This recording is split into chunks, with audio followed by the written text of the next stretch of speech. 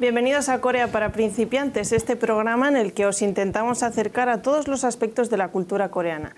En esta ocasión están en mi estudio dos representantes del Centro Español de Investigaciones Coreanas, quienes llevan haciendo una labor impresionante para acercar Corea a los españoles desde el año 2000. Están conmigo su director, Agustín Ramos, bienvenido, y Hee-Jung Cho, responsable de comunicación del CEIC, bienvenida. Hola. ¿Qué tal? Muchas gracias por venir. Lo primero que os quería preguntar, evidentemente, es, antes de todo, que me explicarais un poquito, y a los espectadores, qué es el CEIC, cómo se crea y por qué. Bueno, el CEIC, Centro Español de Investigaciones Coreanas, que parece que estamos todo el día investigando, pero no se trata, es también un centro de amistad hispano-coreana. Lo fundaron dos profesores universitarios, Alfonso Ojeda y Álvaro Hidalgo, que son actualmente el presidente de honor y el presidente del CEIC.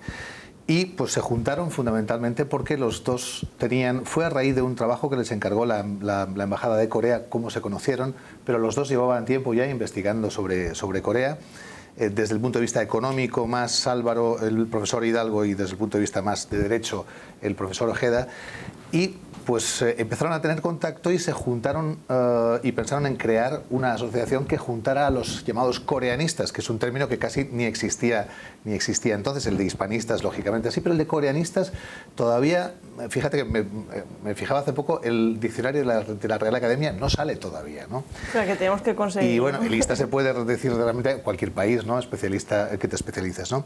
Entonces, pues empezaron a contactar con casi todos profesores universitarios al principio, pero gente de todos los ámbitos, aficionados a Corea, desde las 1000 perspectivas que sabes tú que ofrece Corea, desde el cine, el cómic, 50.000, ¿no? Y así es como empezó en el año 2000. Empezó en el año 2000, como decimos, pero desde entonces pues han pasado muchas cosas, ha cambiado tanto Corea como España y las relaciones entre ambos países. ¿Qué destacaríais de estos casi 20 años que tenéis de vida?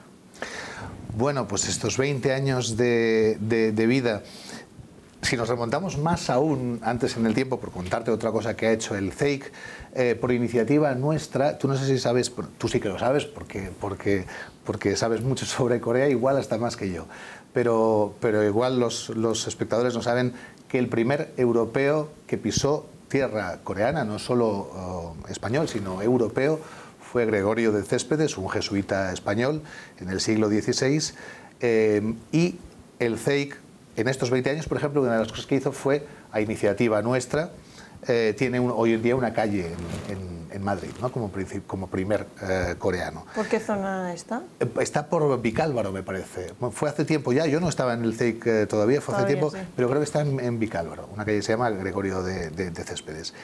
Y bueno, eso me remontaba al siglo XVI, me preguntaba los primeros 20 años. Curiosamente también, el primer europeo que identificó y que habla de Corea como tal fue también otro español, en este caso, antes aún en el siglo XII, un ceutí, musulmán, nieto del rey de la taifa de Málaga, ¿no? Con lo cual, ya ves que hasta ahí se remontan, incluso ahora que el año que viene se celebra el 70 aniversario de las relaciones diplomáticas entre España y Corea, pero Corea y España, aun siendo tan distantes, ya tenemos esos dos datos, ¿no? El primero, que pisa el suelo coreano-español, y el primero que habla alguna vez de Corea en escrito, también español. En estos 20 años, además de esto que te decía, fundamentalmente el CEIC, como asociación formada principalmente por profesores universitarios, lo que ha hecho es congresos. Hemos hecho 13 congresos de coreanistas, juntando a coreanistas venidos de Corea también, de España, de otros sitios de Europa. Hemos tenido a gente muy interesante, por ejemplo, el asesor de la Casa Blanca para asuntos de Corea, que siempre es alguien importante porque es un tema delicado bastante, que les interesa mucho por el tema de la seguridad sobre todo, ¿no? Tuvimos al profesor Pritchard también, que es uno de los que más sabe sobre Corea, catedrático de la Universidad de Harvard. Hemos tenido un antiguo primer ministro coreano también, eso en todos los congresos que hemos ido teniendo. Hemos albergado también en la Universidad de Castilla-La Mancha el congreso de hispanistas también, estamos muy en contacto con los hispanistas coreanos, y hemos editado 14 libros sobre Corea, muchos de ellos recopilando las las ponencias de los congresos, pero otros también sobre arte coreano y demás, sobre muchos temas. En todos estos años que lleváis de experiencia, tiene que haber pasado algo que os haya sorprendido, alguna anécdota. Pues yo, por ejemplo, el otro día fui a un pueblo en Castilla-La Mancha y de repente me encontré un Quijote en coreano y dije, ¿esto qué es? ¿Os ha pasado algo así que podáis destacar? Bueno, el Quijote en coreano, por cierto, es el primer traductor del Quijote en coreano, también lo hemos tenido varias veces, el rector Park Chul, de la Universidad de Hankook, lo hemos tenido varias veces también con nosotros aquí y me dedicó un Quijote coreano. Yo no sé coreano y es una asignatura que tengo pendiente. Para eso tenemos a Hee-jun me va a enseñar este año. No, te decía que son muchas cosas las que sorprenden y a la vez la cantidad de similitudes que sorprenden, ¿no? Porque sorprenden tanto las similitudes como las diferencias. Y en el caso de Corea hay muchas coincidencias. Antes lo hablabas, el otro día lo hablabas con yo que sigo el programa, con otros invitados tuyos. Pero hay cosas, no sé, igual el tema de la educación, una de las cosas que me sorprende en Seúl, por ejemplo, te hablo ya de experiencia allí, es ver que hay bibliotecas 24 horas para que estudie la gente. Aquí yo aquí a las 4 de la mañana la gente lo que hace es beberse una litrona, pero estudiantes, o sea, para hacernos una idea de lo que estudiáis en Corea y lo competitivos que sois, creo además recordar que lo que empezaron a proliferar por Seúl porque empezaron a cerrar las universidades para que los estudiantes salieran un poco más, entonces dijeron, abrimos bibliotecas aquí privadas como negocio, ¿no? En 2020 has dicho, y es cierto que se cumplen esos 70 años, decíamos que la relación entre España y Corea tiene más tiempo, pero diplomática, nuestra relación, también es cierto que hasta un poquito antes Corea tampoco era un país propio, por así decirlo, sino que lo tenían los japoneses bajo su dominio. Se celebra ese aniversario, esos 70 años. ¿Qué vais a hacer para celebrarlo? Bueno, tuvimos el honor de que el embajador Chung, el embajador de Corea en España, nos encargó hace un año y pico ya, previendo el aniversario en 2020, hacer un libro conmemorativo en donde participan, se editará en español y en coreano, y participan, bueno, comienzan los dos ministros de Asuntos Exteriores, artículos que en el caso del español lo hemos dejado para el final porque no se sabe aquí si será el ministro Borrell o se supone que... No sabemos qué va a pasar. No sabemos, ¿no? Pero lo hemos dejado para el final ahí en el horno el libro porque ya estamos terminando casi todos los artículos. Participan por el lado español, siempre participa un autor español y uno coreano homólogo, por ejemplo, un antiguo presidente del gobierno, en este caso el presidente Zapatero, y un homólogo antiguo presidente del gobierno de Corea, un ministro español como por ejemplo Josep Piqué, que sabe mucho sobre Corea y es uno de los que más impulsó las relaciones, y otro por el lado coreano, y así vamos completando pues diferentes perspectivas de los principales testigos de las relaciones diplomáticas, ¿no?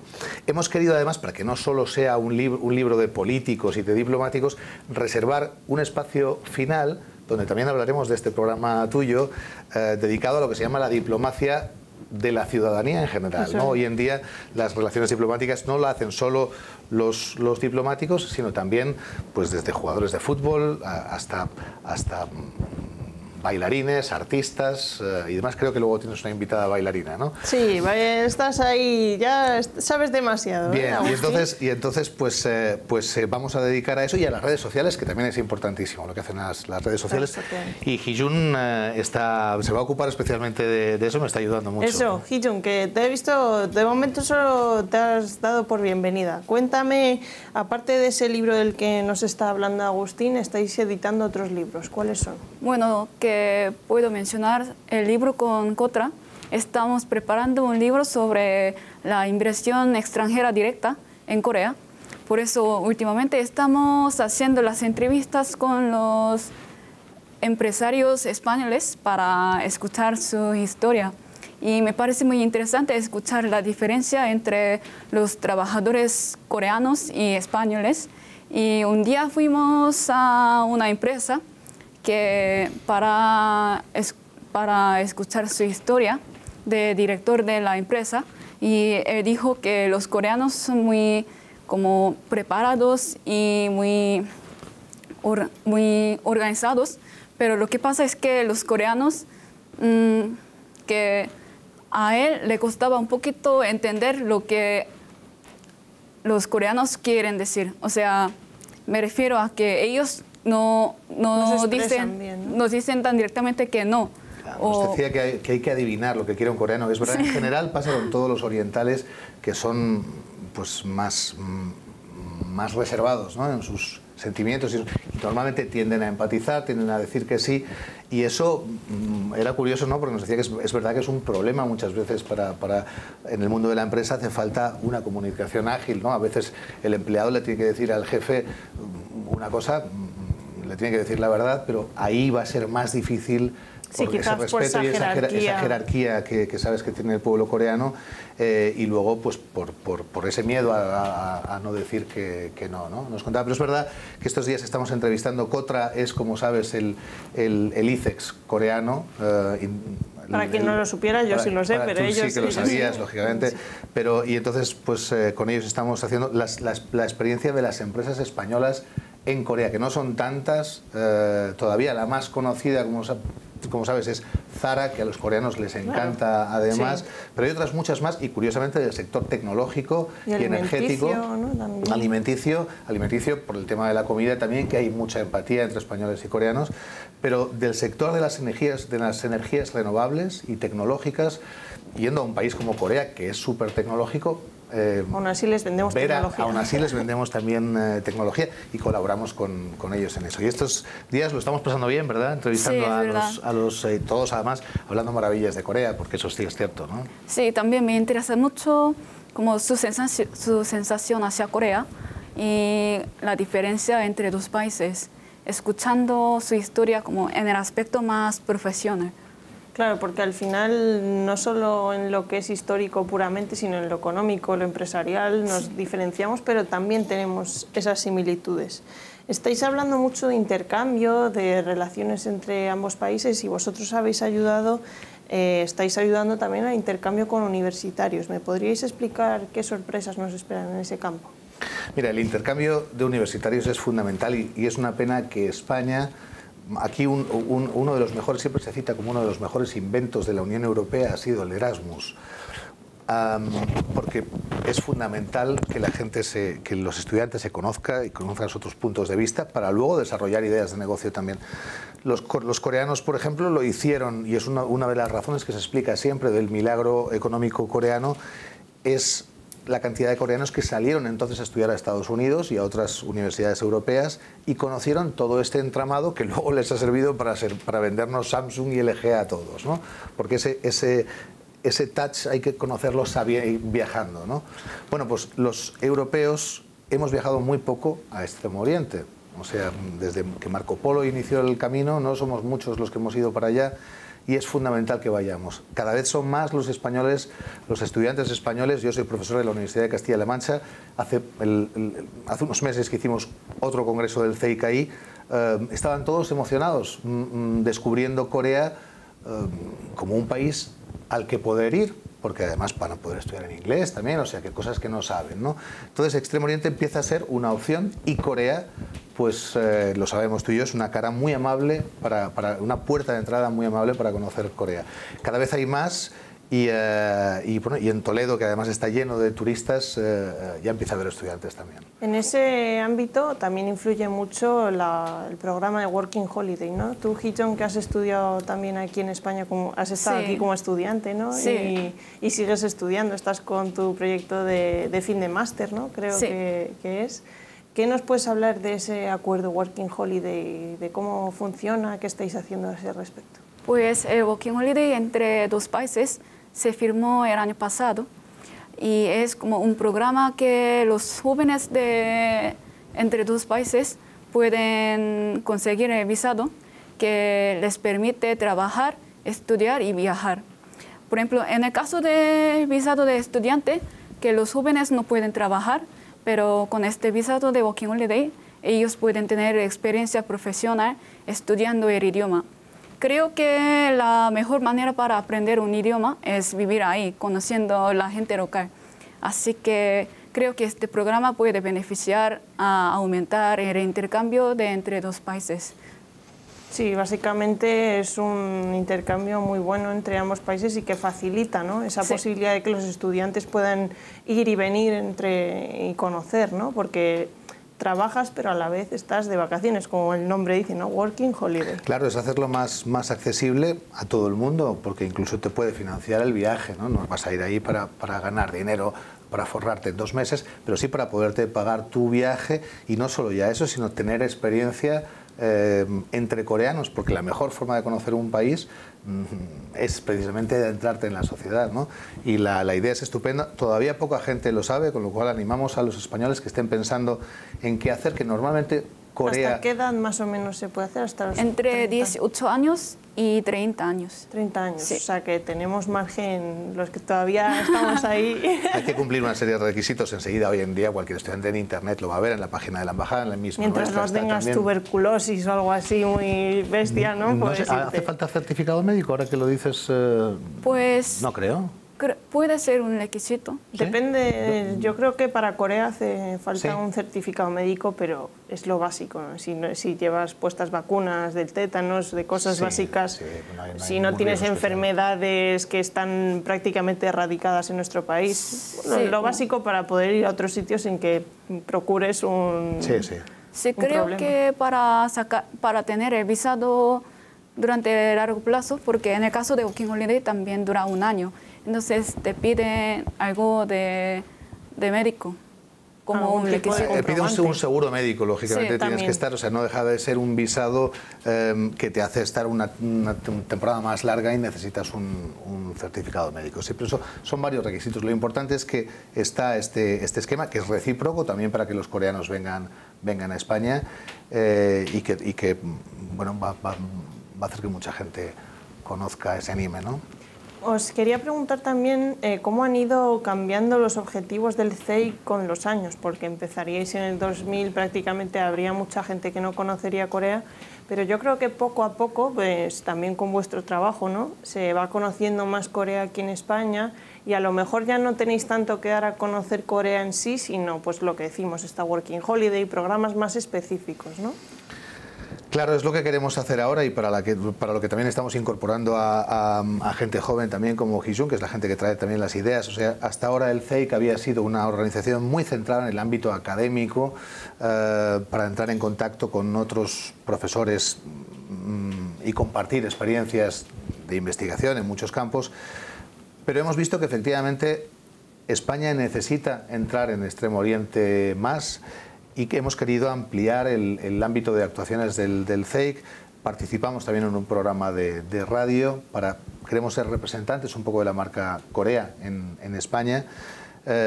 Estamos con otros libros, comentaba Hee-jung uno de ellos también, pero vamos a reeditar también uno que hicimos en el 2007 sobre las relaciones económicas bilaterales entre España y Corea, porque Hee-jung hablaba de lo que es la inversión directa de empresas españolas en Corea, pero este es de relaciones económicas, y justo en estos 10 años nos ha adelantado Corea en el PIB. Los puestos los hemos cambiado precisamente, ellos sufrieron su crisis también, su proceso de crisis hace más tiempo, pero lo solventaron mejor, y hay muchas cosas interesantes que podemos aprender un país del otro, un país como Corea y España, que yo siempre digo que son como 2 amantes perfectos porque se compenetran perfectamente, y queremos que en muchos más ámbitos podamos, como te decía, hacer difusión de Corea, ¿no? Recordamos que estamos hablando con 2 representantes del Centro Español de Investigaciones Coreanas, por si alguien ha llegado ahora y no se entera de quiénes están hablando aquí. Os quería preguntar, para finalizar, si me podéis hablar de proyectos futuros, porque hemos hablado de muchos, pero seguro que tenéis algo ahí escondido que no sé si se puede contar o no. Bueno, hombre, proyectos un montón, desde proyectos a pequeña escala. Además, Agustín, yo siempre que te veo tienes 1000 ideas, ¿no? ¿Que sí? Sí, es verdad, que tiene muchos planes. Siempre tiene muchos planes. Sí. Bueno, hay muchísimas cosas. Mira, sabes que los coreanos, sabes que están viniendo de forma masiva a España. Es una pena que todavía no hay muchos audioguías, o sea, introducir el idioma coreano aquí para facilitar a los coreanos, pero también para que los españoles estudien. Yo siempre digo, tengo niños pequeños y yo voy a querer ya que estudien o coreano o chino, un idioma asiático, porque va a ser importante, ¿no? Entonces, eso es un proyecto que estamos viendo con el Ayuntamiento de Madrid, con el Museo Reina Sofía también. Tenemos un montón en ese sentido. Vamos a seguir haciendo libros, vamos a empezar también a hacer, aunque hay organismos más específicos, pero también algunos trabajos de consultoría, que muchas veces es también acercar. El CEIC lo que hace será facilitar también, ¿no? La comida coreana, como sabes, tiene un margen enorme de desarrollo aquí. La española también en Corea es muy conocida. Y un montón de propuestas en redes sociales, de que se conozca la gente joven. Como te digo, abrir más el CEIC para que sea un centro de amistad. Tenemos un montón de proyectos y ojalá también en esos proyectos podamos colaborar con vosotros. Por supuesto, siempre sois bienvenidos aquí a Corea para Principiantes porque, como ya sabéis, aquí acercamos todos los ámbitos de la cultura coreana, sea cual sea, ¿eh? Hablamos de lo que sea. No saben los espectadores que se pueden encontrar al día siguiente si de repente la entrevista es en coreano, pero va subtitulada siempre. Porque los compañeros de la parte técnica me dicen, ¿y qué habéis dicho? Claro, no se enteran de qué estamos contando. Seguro que los técnicos aquí descubren, o sea, contigo están descubriendo también, porque es que hay países que son solo países y países que traen consigo un mundo de sensaciones a todos los niveles, artístico, gastronómico, cultural. A mí me gusta mucho la poesía también, tiene poetas fabulosos Corea también. Descubres un mundo, ¿no?, al descubrir Corea, y eso es lo que queremos que descubra la gente. Pues muchas gracias, Agustín, director del Centro Español de Investigaciones Coreanas, y Hee Jung-jo del Departamento de Comunicación del Centro, por venir al programa. Nos vemos pronto, entonces. Nos vemos sí, gracias. Muchas gracias. Gracias. Y gracias a vosotros también por ver Corea para Principiantes. Ya sabéis, hoy os hemos acercado al Centro Español de Investigaciones Coreanas, pero en la próxima edición no sabéis qué podéis esperar, ya lo veremos.